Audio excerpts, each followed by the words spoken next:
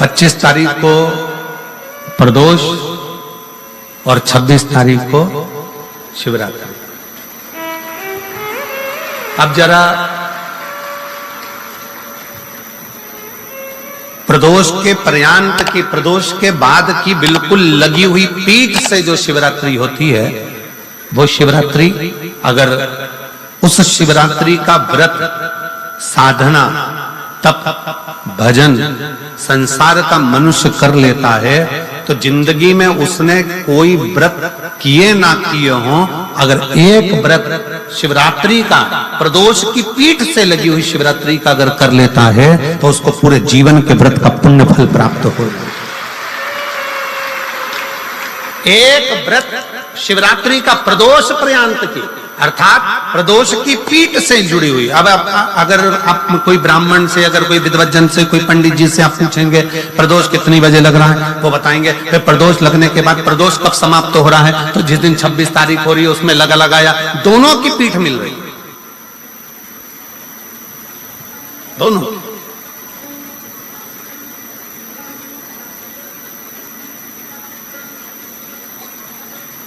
करो व्रत। आपने कितनी भी एकादशी के व्रत करे हो, कितनी भी द्वादशी के व्रत करे हो, कितनी भी चतुर्थी व्रत करे हो, कितनी भी तीज व्रत करे हो, कितनी भी अष्टमी का व्रत करा हो, कितनी भी नवरात्रि के व्रत करा हो, कितनी भी तीज का व्रत करा हो, चाहे दुनिया के कितने भी व्रत आपने आधी में पुनि। तुलसी बाबा कहते हैं थोड़े में बहुत होता है। आपके व्रत, अगर कोई बीमार है उसके लिए, अगर कोई कष्ट है शरीर में उसके लिए ऐसा व्रत है, बाकी के सभी के लिए तो वही व्रत शिवरात्रि का पूर्ण व्रत है जिसमें भगवान शंकर की विरल भक्ति को हम प्राप्त करें। इतना विचित्र कर्म है, जरा विचार करिएगा कि प्रदोष काल का लगाया गया दीपक, प्रदोष काल, प्रदोष के दिन, प्रदोष काल का जो दीपदान होता है वो सरल नहीं होता, वो सहज नहीं होता। 5 स्थान की पूर्ति करता है। पहला, जम के बोलो, पहला स्थान किस चीज के लिए? काल सर्पदोष के लिए। दूसरा पितृदोष, कैसा भी तुम्हें कोई पितृदोष बता दे, कितना भी तुमसे कोई कह दे कि तेरे घर में पितृ का दोष है, तेरे घर में ये दोष है, अगर आप प्रदोष के दिन, प्रदोष काल में, अर्थात सूर्य अस्त के समय के 2:45 तक का जो समय होता है, 2 घंटे के समय का, उसके अंतर्गत अगर आप प्रदोष काल के समय में भगवान शंकर को दीप लगाने के लिए अगर पहुंचे हो तो वो आपको फल देगा ही, पितृदोष का निवारण होगा ही, चाहे तुम कुछ करो चाहे मत करो, और पितृ की शांति करा दे। दूसरे नंबर पर है पितृदोष, तीसरे नंबर पर है वास्तु दोष। हमारे घर का, अब एक बहुत सावधानी से श्रवण करना, वंश की वृद्धि नहीं है। 30 वर्ष शादी के हो गए, 40 वर्ष शादी के हो गए और औलाद है ही नहीं। डॉक्टर ने भी हाथ ऊंचे कर दिए, टेस्ट पे भी करवाया, IVF करवाया, सब कुछ तुमने करवा लिया, तो भी औलाद नहीं है। तब आखिरी में एक काम चालू करो, प्रदोष का दिन दोनों पति पत्नी व्रत चालू कर दो प्रदोष का, और प्रदोष काल में शाम के समय जाकर एक ही दिए में 2 लंबी बाती जानते हो ना, रुई की लंबी कपास की बाती 2, और दोनों बाती एक ही दिए में रखकर पति पत्नी दोनों उसको प्रज्वलित करना प्रारंभ करें, बाबा संतान देकर ही रहेगा, औलाद आएगी ही। दीप की जो बाती में अंतर आ जाता है, एक गोल बाती में और लंबी बाती में अंतर आता है, बहुत अंतर आता है। पितरों के लिए गोल बाती का प्रयोग बहुत कम होता है महाराज, देवी जी के लिए, माता रानी के लिए, जगत जननी के लिए गोल बाती का प्रयोग बहुत कम होता है महाराज, ध्यान रखिएगा। एक पितृ के लिए, एक जगत जननी जगदम्बा दुर्गा भवानी के लिए गोल बाती का प्रयोग कम होता है, लंबी बाती का प्रयोग ज्यादा होता है। क्यों? क्योंकि हमारे घर की कुल देवी और हमारे घर के पितर हमारे वंश की वृद्धि करें, इसलिए लंबी बाती रखी जाती है, जिससे हमारा वंश बहुत लंबा चले, बहुत उन्नति की ओर बढ़े, इसलिए लंबी बाती का प्रयोग किया। शिव महापुराण की कथा कहती है 5 जगह पर हमारा जलाया गया एक दीप जो प्रदोष के दिन प्रदोष काल में लगाया जाता है 5 जगह पर भारी पड़ता है। पहले नंबर पर जम के बोलते जाओ, काल सर्पदोष। दूसरे नंबर पर पितृदोष। तीसरे नंबर पर घर का वास्तु दोष। हमारे घर में कितना भी वास्तु दोष है, कोई ने कह दिया यहाँ बाथरूम नहीं बनना थी, यहाँ पर शौचालय नहीं बनना था, यहाँ सीढ़ी नहीं बनना थी, वो सीढ़ी वहां बनना थी, ये सीढ़ी वहां बनना थी। तुम पूरा घर तुड़वा के देख लो, उसके बाद में जैसा वास्तु वाले वैसा करा कर देख लो, उसके बाद भी तुमको शांति नहीं मिले तो समझ लेना कि तुम्हारे घर में अब वास्तु दोष तो तुमने दिखाकर समाप्त कर लिया, फिर भी वो समाप्त नहीं हो रहा, तो प्रदोष काल का लगाया गया प्रदोष के समय का दिया आखिरी में वास्तु दोष को भी समाप्त कर देता है और उसमें भी फल प्रदान करता है। काल सर्प दोष, पितृदोष, वास्तु दोष। चौथे नंबर पर 1 रुपया कमाया, 1.25 रुपए खर्च हुआ, पैसा आया गया। ये चौथे नंबर का व्यापार में थोड़े दिन दुकान अच्छी चली, थोड़े दिन बैठ गए, थोड़े दिन काम चला, थोड़े दिन बैठ गए, गाड़ी चली थोड़े दिन फिर बैठ गए, अर्थात हमारी फैक्ट्री थोड़े दिन चली फिर बैठ गए, कहीं ना कहीं तकलीफ, थोड़े दिन खाते थोड़े दिन रोते वाला चल रहा है।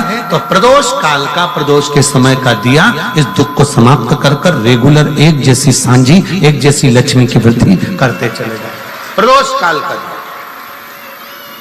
और 5वें नंबर का प्रदोष काल का दिया, प्रदोष समय का दिया 5वें नंबर पर रोग का निवारण का, रोग निवारण।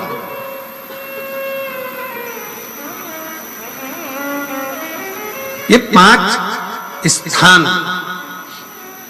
जो बताए गए हैं प्रदोष काल के दिन, प्रदोष के दिन दीप प्रज्वलन के।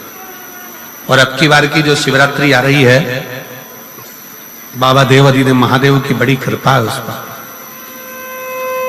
बहुत करुणा। 25 तारीख को प्रदोष और 26 तारीख को शिवरात्रि। अब जरा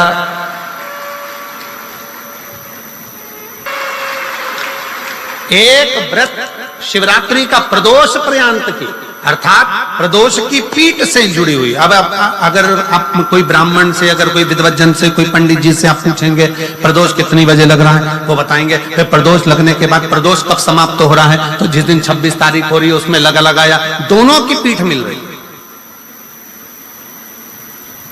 दोनों।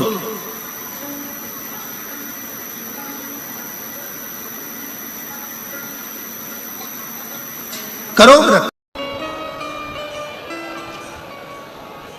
वैशाख का महीना चल रहा है, शंकर के शिवालय में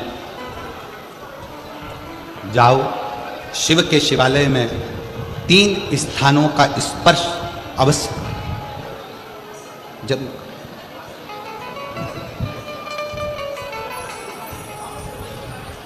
किसी मंदिर में शंकर जी के शिवलिंग को छूने नहीं देते, जैसे दक्षिण साइड में, साउथ में, तो अपने ही घर में जो शिवलिंग है उसके 3 स्थानों का स्पर्श अवश्य समझिए।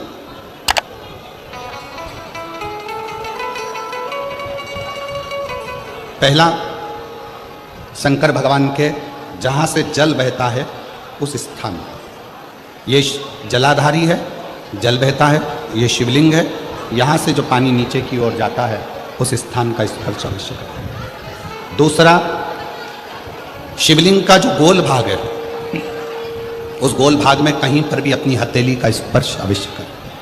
तीसरा, शंकर भगवान के शिवलिंग का जो ऊपर का भाग है वहां अपने अस्त्र का स्पर्श अवश्य करें। तीनों स्थान पर ब्रह्मा, विष्णु और महेश का स्मरण करते हुए जब वैशाख महीने में आप शंकर भगवान को जल समर्पित करें। शिव जी को जब वैशाख के महीने में जल दिया जाए तो दोनों हाथ से अंजलि में कलश रखकर शंकर भगवान की अपने हाथ की अंजलि में जल रखकर शिव जी को जल अवश्य समर्पित करें।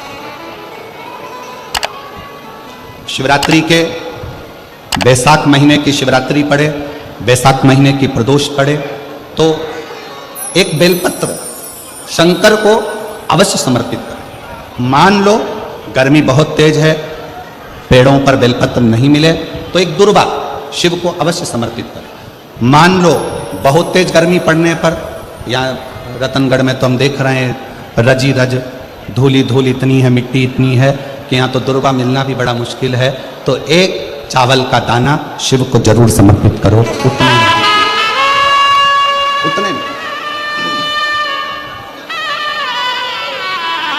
और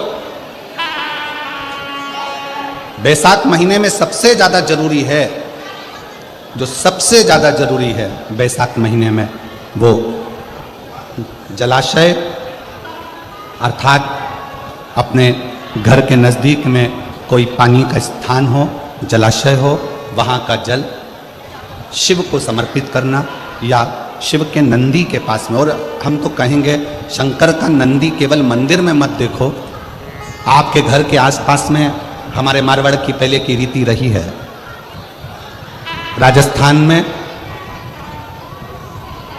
बहुत सालों पहले, जब लगभग 19 से 20 साल पहले हम फलोदी में आए थे, 20 साल पहले, और 20 साल पहले जब हम फलोदी में आए थे राजस्थान में, तो हमने उस फलोदी राजस्थान में देखा था कि प्रत्येक घर के बाहर पत्थर का एक छोटा सा कुंडा जैसा होता। दो चीजें हमने फलोदी राजस्थान में प्रत्येक घर के बाहर 20 साल पहले देखी थी। एक इतना बड़ा कुंडा पत्थर का जिसमें लोग भोजन रख देते हैं, और एक बड़ा सारा कुंडा जिसमें लोग पानी भर देते हैं, जिससे चिड़िया, पशु, पक्षी, गौ माता सब उस पानी को पीती रहे और आपका और हमारा कल्याण होता रहे। इस भाव से प्रयास करो। शिव जी को तो जल समर्पित करो,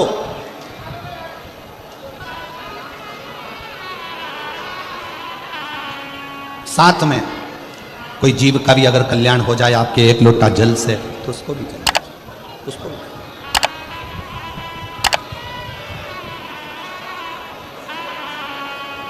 शंकर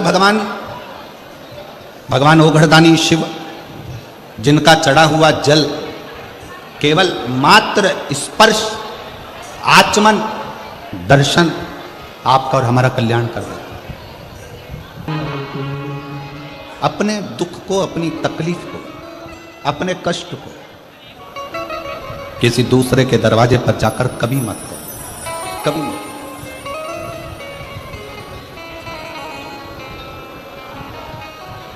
अपने दुख को, अपनी तकलीफ को शिव जी के मंदिर में जब एक लोटा जल चढ़ाने के लिए जाओ, जब शिवालय में एक लोटा जल लेकर जाओ, जल चढ़ाते समय पंचाक्षर षडाक्षर मंत्र का जाप, श्री शिवाय नमस्तुभ्यम का जाप करो। और जब शिवलिंग जलाधारी ये चरण जहाँ से पानी बहकर नीचे गिरता है, वहाँ अपने हाथ को लगाकर अपने दुख को, अपनी तकलीफ को शंकर के उस अशोक सुंदरी गणेश कार्तिकेय के स्थान का स्पर्श करते हुए बाबा से जरूर कहो कि जैसे ये तुम्हारी बेटी है, उसी तरह मैं तुम्हारी बेटी हूँ। जैसे तुम्हारे ये बेटे हैं, वैसे मैं तुम्हारा बेटा हूँ। इनके दुख को आपने मिटाया था, मुझे भी अपनी बेटी मानकर मेरे दुख को मिटा दीजिए, मेरे दुख को समाप्त कर। किसी से मत कहो, पर शिव से कहो, शंकर से कहो।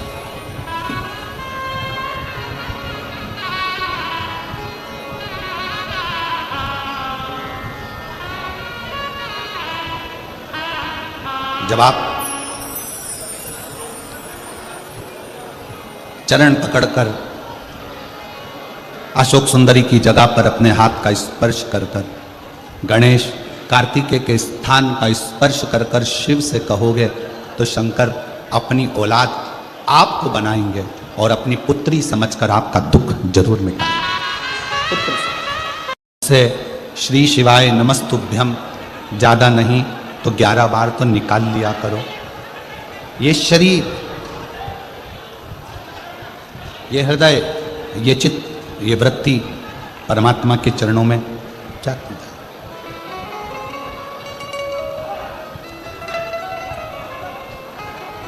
दुख है ना, शिव से कहो। पुरुष में और स्त्री में एक बहुत बड़ा अंतर है। पुरुष में और स्त्री में एक बहुत बड़ा अंतर है। पुरुष एक कान से सुनता है, दूसरे कान से निकाल देता है। स्त्री दोनों कान से सुनती है, जुबान से निकाल देती है।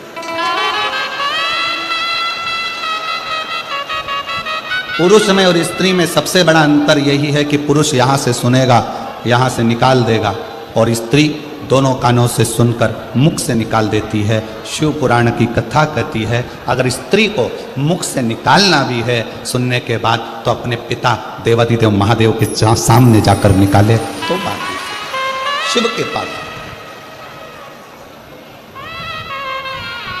सबका किया है मेरा उद्धार कीजिए, हे त्रिपुरधारी, हे त्रिशूलधारी। आपने सबका कल्याण किया तो मैं कैसे रह गया? मेरा उघड़दानी मेरा शंकर भगवान उसी को बुलाता है जिसकी झोली उसको खुशियों से भरना होता है।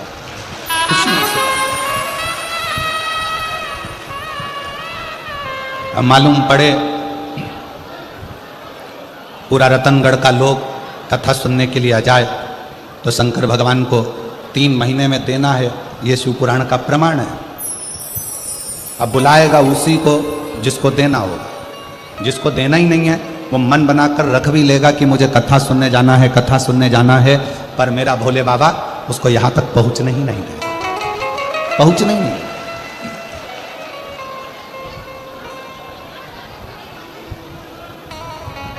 कल कथा में अपन ने श्रवण किया था कि संकल्प आपका होता है और पूरा करने वाला देवादिदेव महादेव,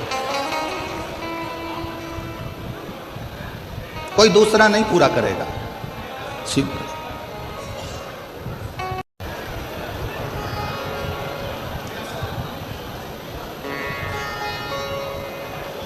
भाई श्री हनुमान प्रसाद जी पोद्धर जी ने अपनी वाणी में कल्याण के शिव अंक में, अगर बन सके तो आप पढ़िएगा, कल्याण के शिव अंक में भाई श्री ने एक लाइन लिखी है। भाई श्री ने अपनी वाणी में लिखा कि भगवान को पाने के लिए अगर तुम अपने दिल से एक बार अगर मुख से कह दोगे कि हे प्रभु मैं तुम्हारा हूं और तुम मेरे हो, बस ये बात अगर दिल से कह दी तो परमात्मा भी तुम्हारा हो जाता है, तुम परमात्मा के हो जाते हो।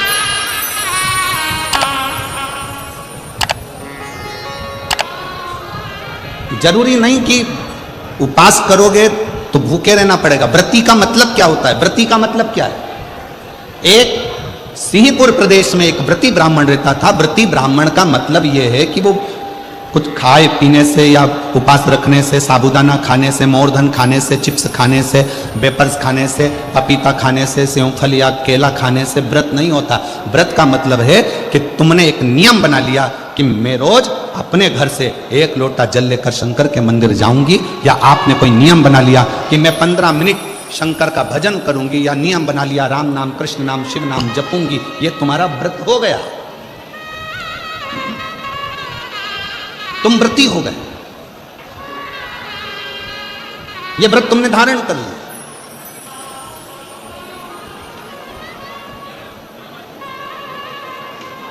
कई माताओं ने नियम बनाया, रतनगढ़ की ही रहने वाली माताएं, कई माताएं रतनगढ़ की ही रहने वाली पंडाल में रह रही है, कई माताएं रतनगढ़ की।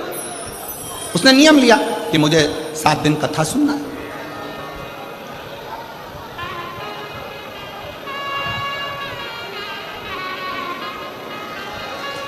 उसका नियम था, व्रती है। व्रत करने का मतलब यह नहीं है कि तुमने उपास करा, कुछ खाया पीना छोड़ दिया, कुछ खाना पीना छोड़ दिया तो भगवान तुमसे प्रसन्न हो जाएगा। शिव महापुराण की कथा कहती है, शंकर भगवान की कथा कहती है, यहाँ शिव पुराण कहती है कि आपका एक व्रत, कुछ भी अपनी जिंदगी में एक संकल्प, एक नियम ले लो, शिव पूरा कर देगा, व्रती हो गया। एक ब्राह्मण रहता था, बड़ा व्रती था, महाव्रती।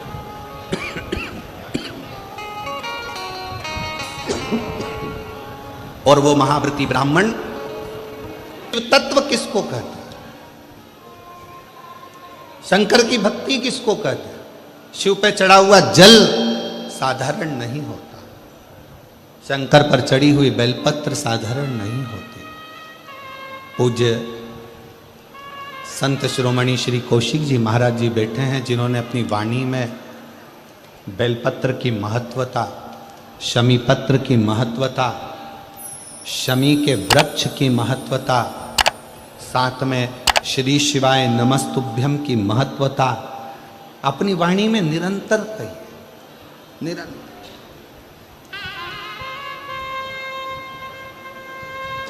शिव जल साधारण नहीं है, शंकर की भक्ति साधारण नहीं है, शिव स्मरण साधारण है।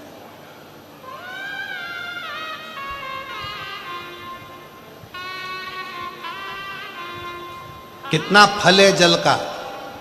पार्वती जी को मालूम था शंकर जी को इतनी जल्दी प्रसन्न नहीं कर सकते, तो पार्वती जी ने एक नियम बनाया, पार्थिव शिवलिंग का निर्माण करना और शिव जी पे जल चढ़ाना। एक लोटा जल सारी समस्या का हल। एक पार्थिव लिंग का निर्माण कर कर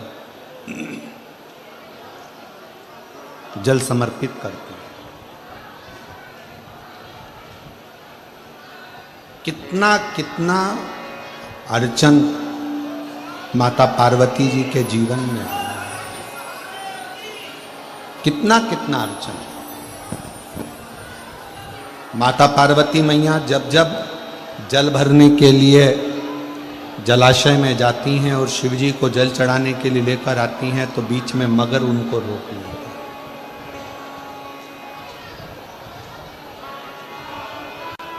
कहीं पार्वती मैया जब भगवान शंकर को रिझाने के लिए आतुर होती हैं, तो फिर कोई ना कोई क्रम होकर उनकी अर्चना जो हो रही है, भजन जो हो रहा है, स्मरण जो हो रहा है, उसमें अड़चन दी जाती है। शिव महापुराण की कथा कहती है कि जब भी आप कोई तप करेंगे, साधना करेंगे, भजन करेंगे, कीर्तन करेंगे, मंत्र जाप करेंगे, नाम जाप करेंगे, स्मरण करेंगे, तो थोड़ी ना थोड़ी अड़चन बीच में आएगी, आती है।